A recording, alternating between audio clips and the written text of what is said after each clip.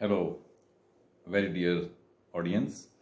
Very warm welcome to Dr. Ahmed YouTube channel. And in this video, we shall be discussing one famous novel that is Around the World in 80 Days. This novel was written by Jules Verne, and he is definitely a French writer.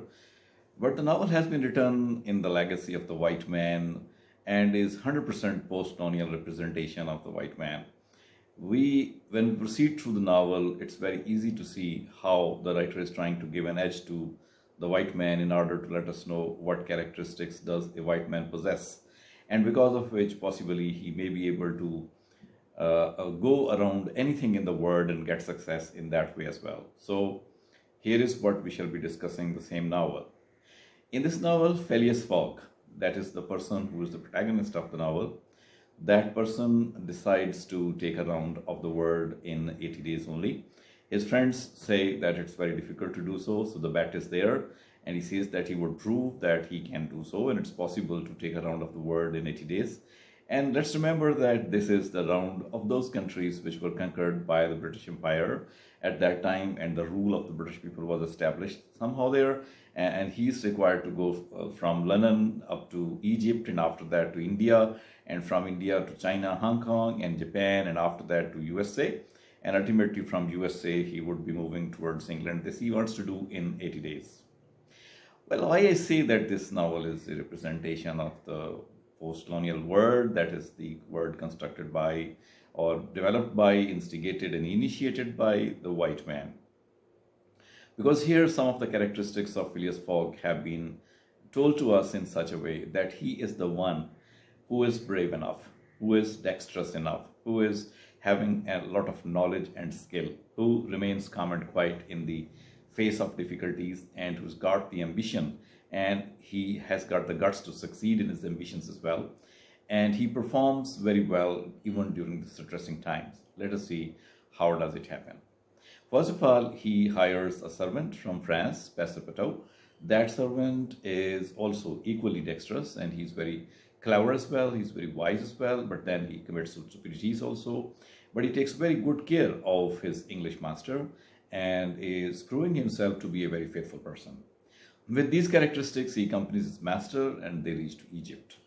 And here we get a glimpse of the naval travels of that time, or the travel through sea waters, the ships which were driven by the engines or by the sails also. These ships were there, and the ships, some of the ships were very fast ships developed at that time, so that is why this person is traveling through this ship. But on the very first port of Egypt, there's a policeman who is Mr. Fix. He doubts that this Philleas Fogg, the protagonist of the hero, is really a dacoit. He has looted or he has plundered a bank, robbed the bank, and he's taking his money, so he has to prove that it is the same case. But he thinks that and believes that the passport is fake, and so that is why Philleas Fogg is the person.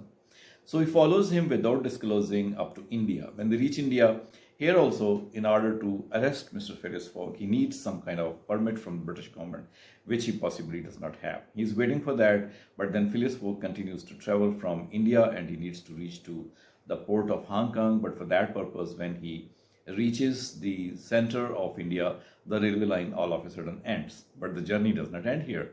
And here we see that how cleverly this person manages, Philleas Fogg manages everything. Even if the train has stopped, he wants to hire some animal, maybe the horses, maybe the elephant, or anything with which he can accomplish his dream of traveling around the world in 80 days. So here, his power to convince the people, his persistence on his goal and ambition, we can see very clearly that he, first of all, with the help of Sir Francis, another army man who is just on temporary company with his journey, they both try to search out some elephant. They find no horses, but they find the elephant. Elephant man is not ready to take them to the borders, so this Philleas Fogg offers him a lot of money and actually purchases the elephant. But then the next problem is that who will run the elephant? For this purpose, they also hire the services of a Parsi who proves to be a very honest person, as we find in the novels of Sidhwa, that Parsis proved to be favorite of the British people. Here also the same thing happens, that all good qualities are associated with the Parsi man. So with the help of that Parsi man, they begin to cross, the whole of the remaining part of India But on the way, they come across an event which helps them to show their valor, bravery, and love for the freedom and support for feminism. They see that one beautiful woman is being carried by a certain party of Hindus or the people whom they do not recognize. But with the passage of time, they come to know that they're carrying her in order to burn her on a sati because her husband has died. And here the rescue comes from Phileas Fogg.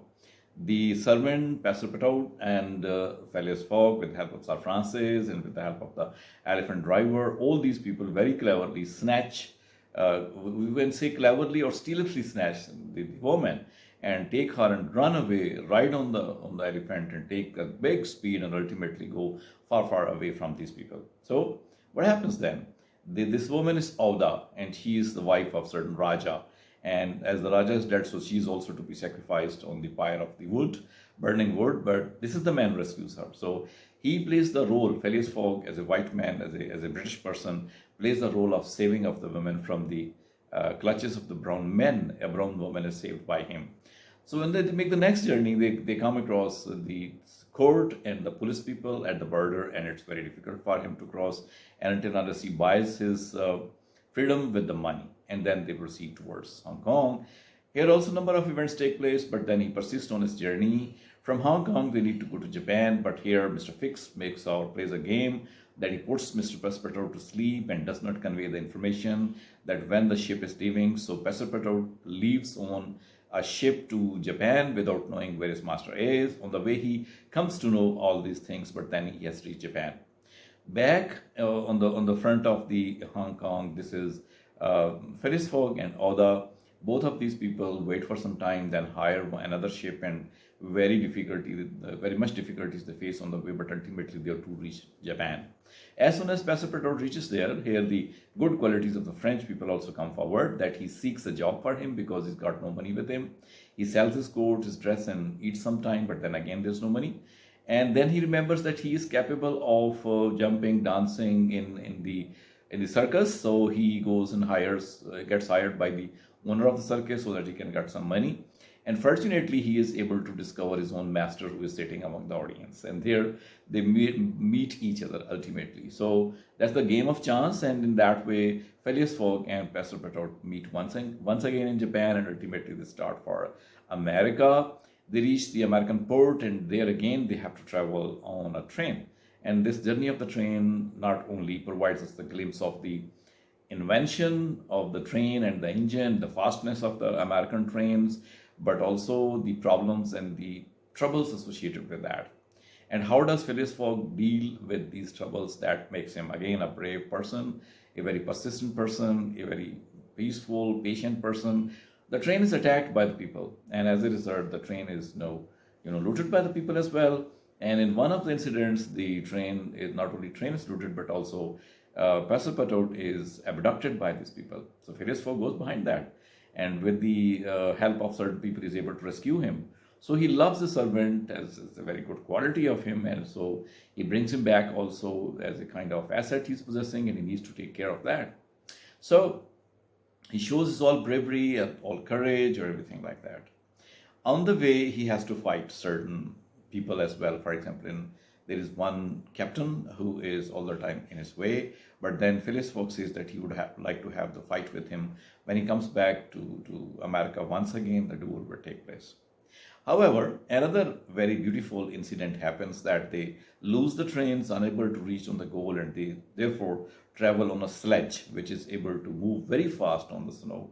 And this is the adventurous spirit of Phileas Fogg and the other people, that they ride on that, pay the money to the person, and ultimately reach to the sea where they can capture a ship in order to reach to London or England. On the ship also, there are a number of things very much interesting, which happen there. For example, the fuel of the ship finishes. In order to throw them to the London shore, to the English shore, and Irish shores in the passage of time to get reach there for in the 80 days. But fuel finishes, and then Phileas Fogg purchases the whole ship and begins to break its wooden structures and continues to burn them, keeping them hot and trying to travel as fast as possible, ultimately reach there. But here, Mr. Fix plays a foul game, and he arrests him by saying that you are the robber with the record.